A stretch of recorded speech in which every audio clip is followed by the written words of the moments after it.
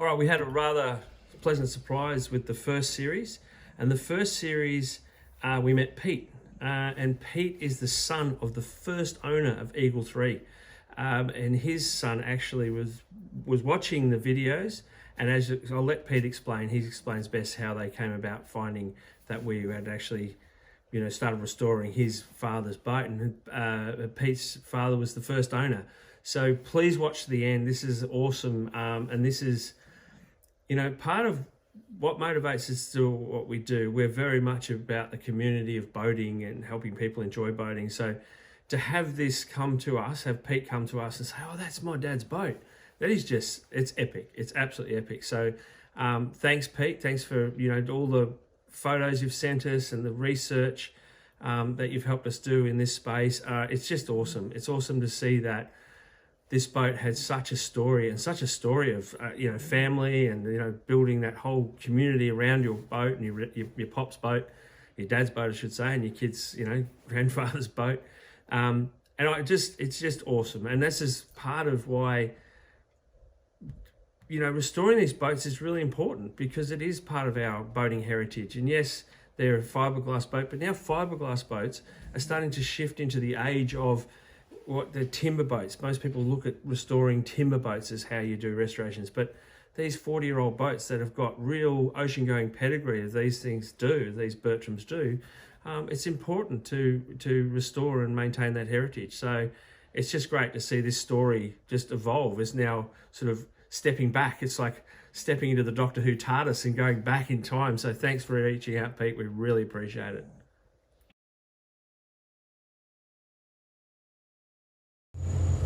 Hey guys, here we are, Sandringham, or St Kilda actually, with Dean from Sandringham Marine. Say, hey Dean, get out of it, he says, get out of it. Taking Eagle 3 down to Sandringham to start stage round 2 of the restoration of this boat. So beautiful day in Port Phillip Bay, look at that, it is epic out here. So we're going to open this thing up and get her out and underway. So, there's no school like the old school. We're all a big fan of this boat.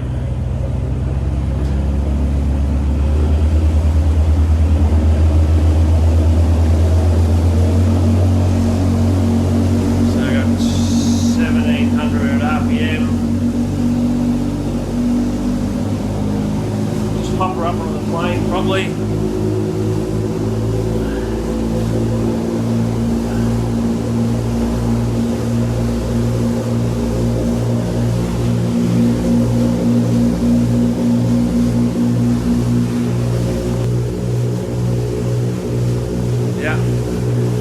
Away we go, round 2 restoration project for Eagle 3. Short trip today down to Sandy. She's coming out of the water, and then sort of extended swim platform and aft deck door, quite a few other things, but mostly a bit of time spent in the engine room this time around. All right, here we are lifting Bertram 35. Look at that gorgeous blue hull, white top. Yeah. There's Sean, Dean having a chat about lifting the boat, and which we're doing now. See those lovely shafts. So we're going to go down along the wharf here to have a look at what it looks like with the slings. So the slings are under it there. But it's just that profile, that bow, the flare in it. That's what makes these boats legendary. You can see how it rakes back nicely there onto the lifting strakes, and then the chines are not too aggressive, and that nice steep V, with modified V there. And there we go.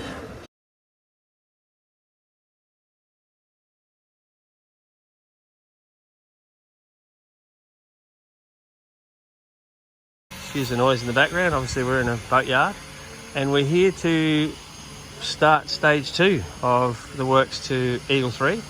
2019 we did all the hull. Sorry, there's a bit of salt on it at the moment, but this is all about to be washed off. So we're going to wash all that off, but you can see all the paintwork that was done here. Beautiful shiny paintwork, apart from the salt that's on it. We're going to go and wash that off now. And then all this last year was done, the hull. This whole hull here was reskinned Beautiful job, just an amazing job, and I just love the shape of these hulls. They're just fantastic. I mean, look at that entry. When they're sitting in the water, people notice that they sit a little bit bowed down. That's just because of this beautiful fine entry here. Look at it. Now that's a sea-keeping hull, that one. That is fabulous. Look at that big, mad flare there. Nice chrome plates. So this time, this is a classic marlin board that came with the boat originally. This was an option with the boat, but this is, the owner wants to extend this out. Now there will be some purists out there who are not going to like the things that we're going to say next, but it's going to be awesome. What we're going to do is there's going to be a door in the back of the boat. You know, just through the owner specs, it's just for access. It's just easier access. They're going to put a door in the back of that. So you can see the last program, we put that hard top on there, the clears.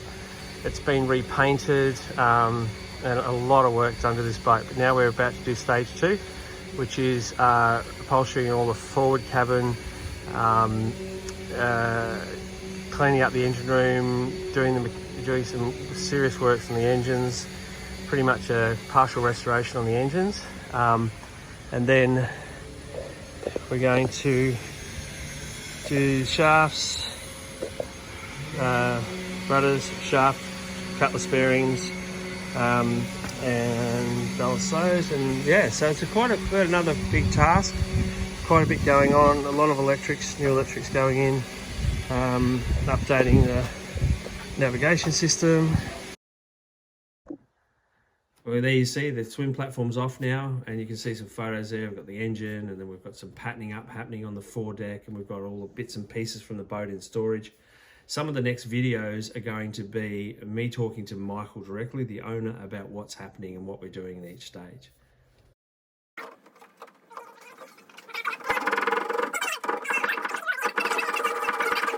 Oh, that is all the beautiful, isn't it?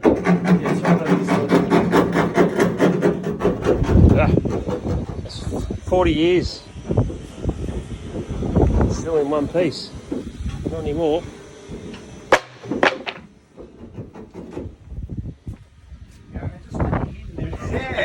Yeah, just stick your hand down that hole. See if there's sludge in there.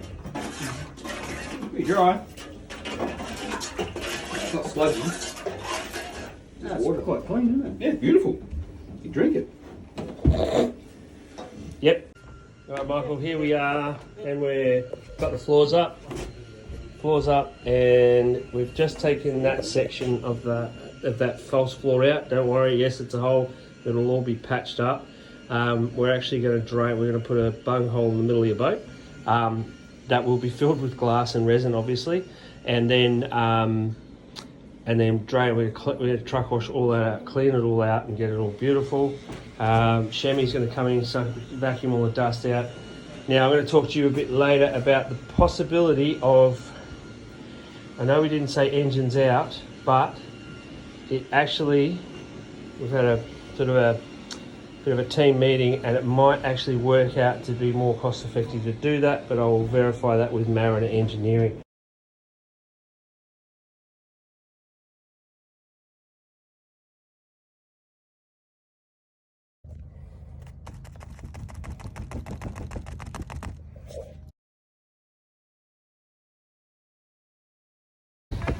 And this is getting to be a platform size. We're just doing a template for you here.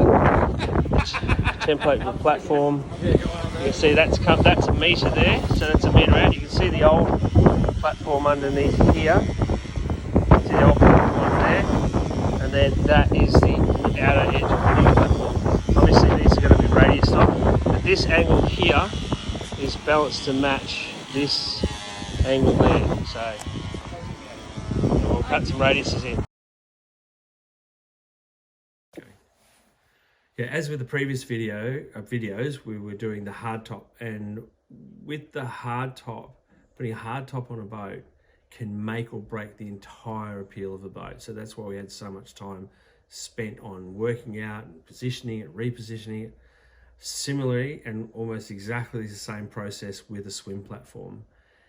Getting the swim platform balanced to match the boat is so important. It just, when you add something so important, so critical to the appeal of a boat, it can't look like an afterthought. It almost has to look like it was meant to be, and it was just evolved out of the design of the boat. So we had this process of how long are we going to make it, how wide are we going to make it, what are the radiuses going to be. Obviously we matched the angles, as I mentioned in that previous video, matching the angles of the swim platform to the profile of the stern of the boat. But it's so important because you put a bigger swim platform, then you can go, oh yeah, we'll just do 1.5 meters or we'll do 1.2 meters. And it can just look absolutely poggy. It can just look really, just as an afterthought. Now, I think we nailed it with this. I think it just looks nice. And the back of the boat, at the end, you'll see what we see at the end of this project. But once again, yeah, doing a swim platform is not a quick, easy process. So you can see there's a lot of photos of the template and us playing with radiuses and different things. So the end result, obviously, Michael had to go, that looks good, and away we went.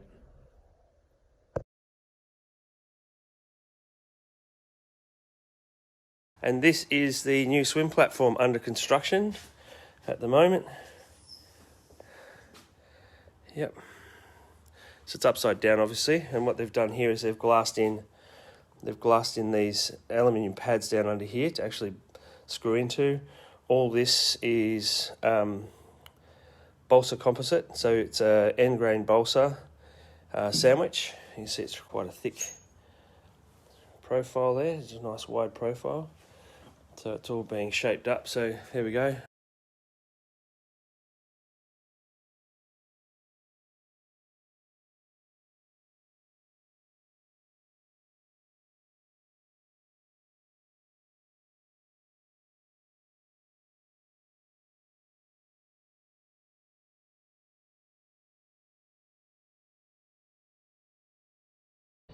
Yeah, it does.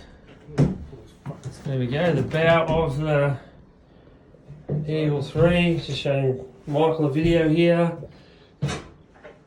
All that horrible carpet gone. Oh, I'm sure it was beautiful at one stage.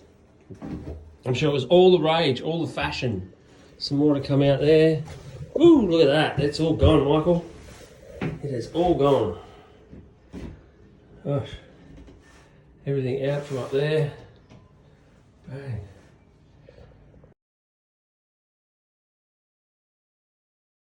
And we'll go for a bit of a walk out here. So that's the floors being insulated. This is all the new raw water system components that we're putting in. The old ones are a bit done. So skin fittings and new taps and all that sort of thing. Just waiting to meet Scott so we can go through all that. We're up here. And we've got lots of work going on in here. How are you, mate? Good, mate.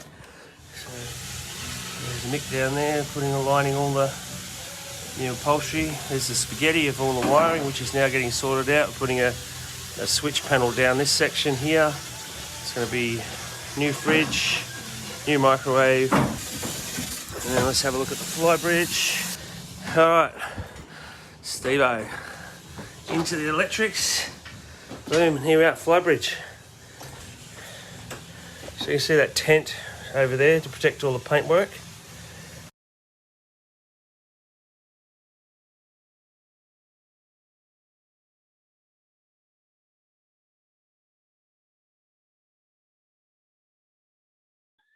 He put two and two together because he saw Eagle 3 on this YouTube clip, but because I've got pictures of Eagle 3 when we owned it in the house, well, he's just drawn two and two together and approached me and said, Dad, is this Poppy's old boat? And I said, yep, absolutely it is. That's exactly what it is. So yeah, he was the one who tipped me off to find it online.